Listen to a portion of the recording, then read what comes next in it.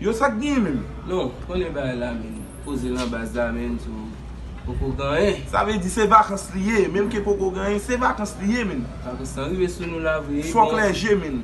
Non men, nou ba l fè program men, nou ba ka kampe kon sa fwe. Ça veut dire la men faut gen femme, faut gen chet à terre la men, ça veut dire même faut gen tout bagay ça. Program ba jen fèt, se fòm lò de men. Yeah, mwen wap zo nan street bagay ou pa m cléger rien, ou fi wap dire vacances liées, mais faut gen bout chet à terre là tout. Non, nap suiv ou am bonen men. Yeah.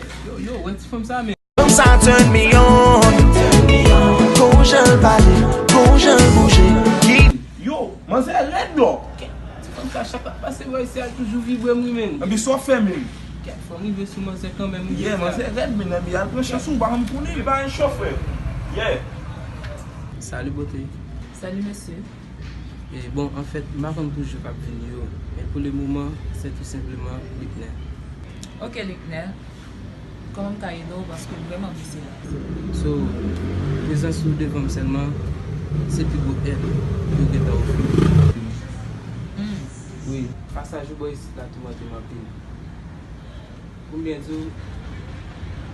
Je vais camion là, mon enfant qui me pas j'aime café débarquer. Et vrai? Eh bien, parce qu'il est.